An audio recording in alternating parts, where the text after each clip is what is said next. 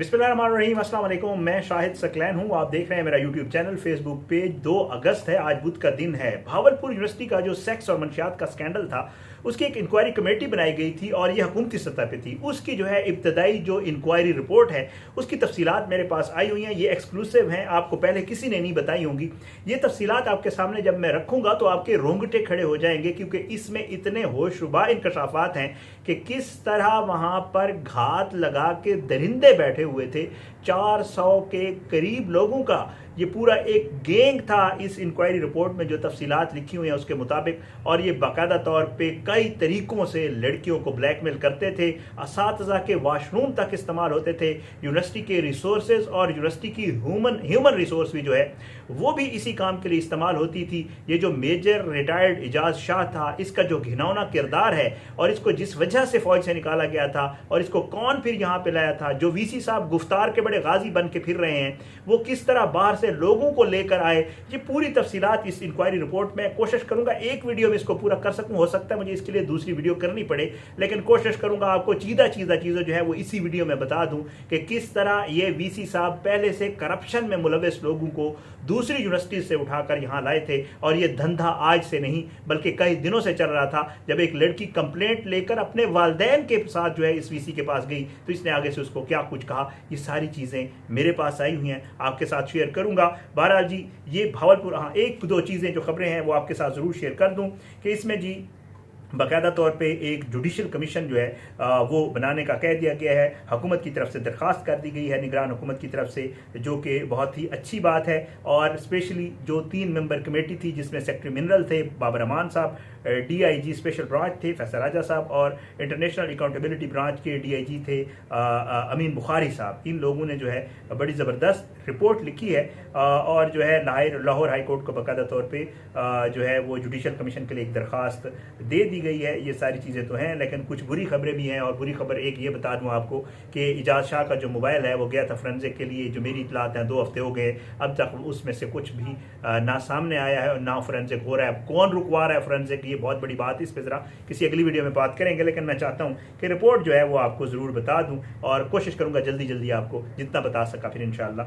बहरहाल जी, बताया यह जाता है इस रिपोर्ट में कि ये एक गैंग था, पूरा एक ग्रुप था। ग्रो लिखा हुआ इन्होंने, लेकिन मैं इसको गैंग कहूँगा। गैंग इसलिए कि ये बाकायदा मनसूबाबंदी के तहत ये कार्रवाइयाँ करते थे, तो ये गैंग ही हुआ।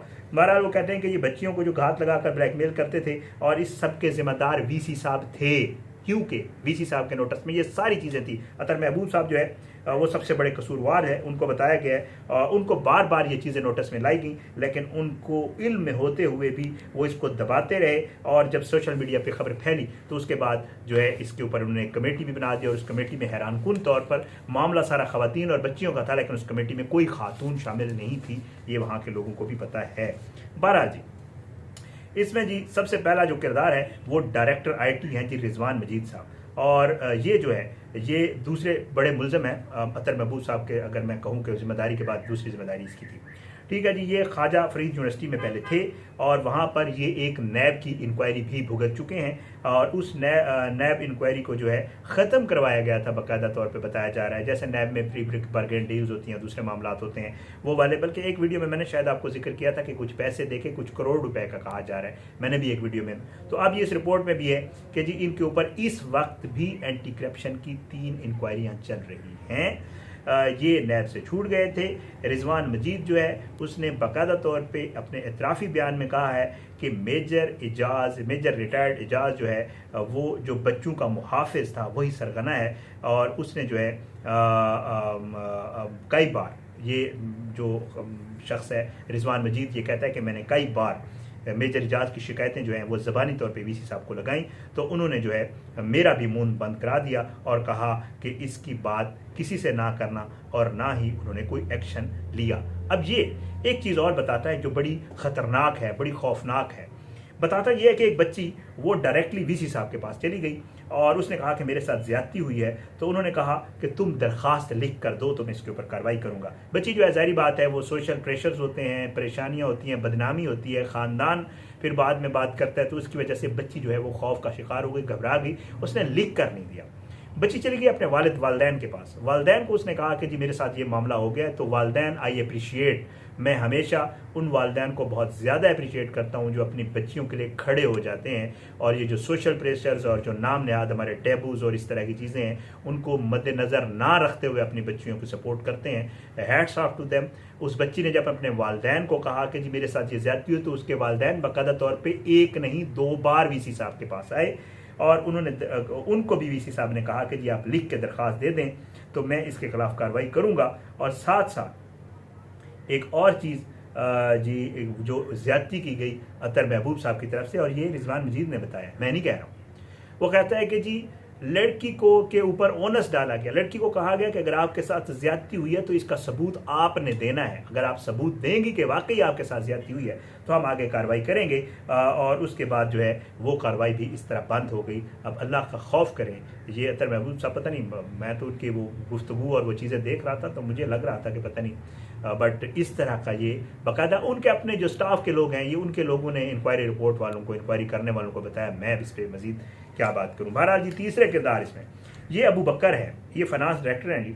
28 जून को मंशियात के केस में जो है इनको किया गया था गिरफ्तार। और हैरान कुन तौर पर पुलिस का इसमें किरदार बड़ा घिनौना है। पुलिस किरदार के ऊपर आप किसी वीडियो में बात करूंगा।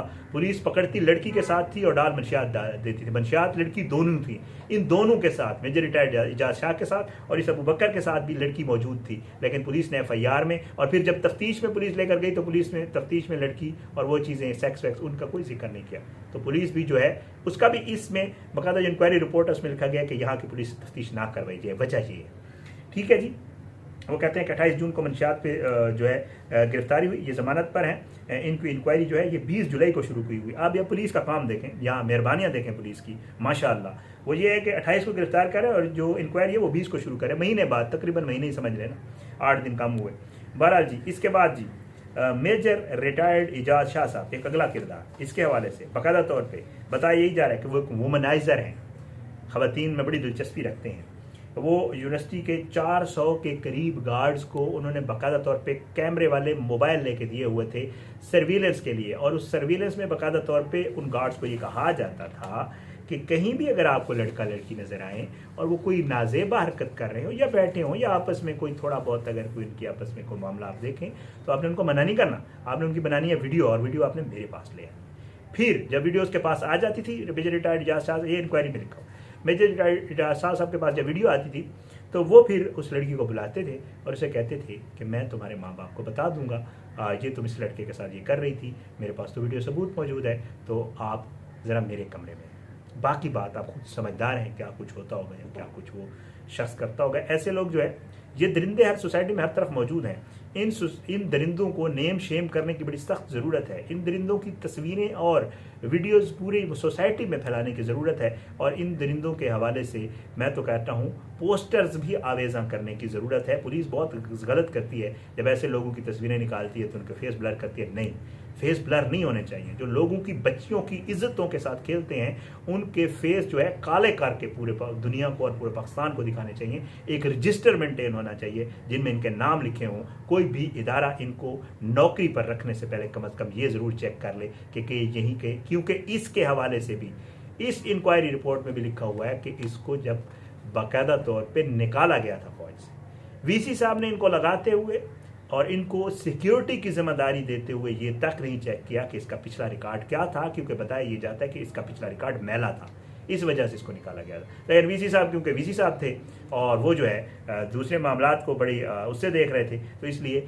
ये शख्स जो था ये बाकायदा यूनिवर्सिटी के रिसोर्सेज और मैन पावर इस्तेमाल करके लड़कियों को ब्लैकमेल करता था और लड़कियों को कहता था कि जी जो है ये आप ये काम करें, नहीं तो फिर जो है मैं आपके वालिदैन को वीडियो वायरल कर दूंगा, वालिदैन को दे दूंगा। बच्चियां बेचारी सोशल प्रेशर, इज्जत, बदनामी, बहुत सारे मसाइल, उनसे डर के बच्चियां डर जाती थी और फिर जो कुछ ये कहता था वो करती थी। ये उसकी वीडियोस भी बनाते थे। फिर ब्लैकमेल पे ब्लैकमेल ना सिर्फ खुद करते थे बल्कि इनके जो गैंग के लोग थे, इसमें जो बहुत बड़े बड़े लोगों का नाम आपने भी सुने होंगे, आ रहे हैं और कुछ लोग तो दावा भी कर रहे हैं, उनके पास सबूत भी हैं। देखें वो मामला भी चल रहा है, मैं इकरार की बात कर रहा हूँ। तो बहरहाल जी ये फिर इस तरह करके आगे भी फिर ट्रांसफ़र करते थे, खुद भी करते थे और फिर दूसरों को भी देते थे। तो ये एक तरह से दलाल भी थे। तो बहरहाल जी उसके बाद जी इनको ये हुआ, इनका माजी भी ठीक नहीं था। अब उसके बाद जो है ये यूनिवर्सिटी की मशरूम ग्रोथ है, हॉस्टल में बच्चियों का है, एजुकेशन के हवाले से है, शिनाख्त के हवाले से है, इसमें तजावीज़ जो दी गई हैं वो सारी हैं। लेकिन मेरे ख़्याल से वो मैं अगली वीडियो तक के लिए रख लेता हूँ, क्योंकि मेरी कोशिश है कि मैं इसके ऊपर बड़े आपको ना उसमें डिटेल में ये सारी चीज़ें बता दूं जो इंक्वायरी रिपोर्ट में है। अगली वीडियो में मुलाकात होगी, तब तक के लिए इजाज़त दें। इंशाल्लाह आज या कल इसके ऊपर एक और वीडियो करूंगा जिसमें इंक्वायरी रिपोर्ट की कुछ मज़ीद तफसीलात आपके साथ शेयर करूंगा। अब तक के लिए इतने, अगली वीडियो में मुलाकात होगी। पाकिस्तान जिंदाबाद, अल्लाह हाफिज़।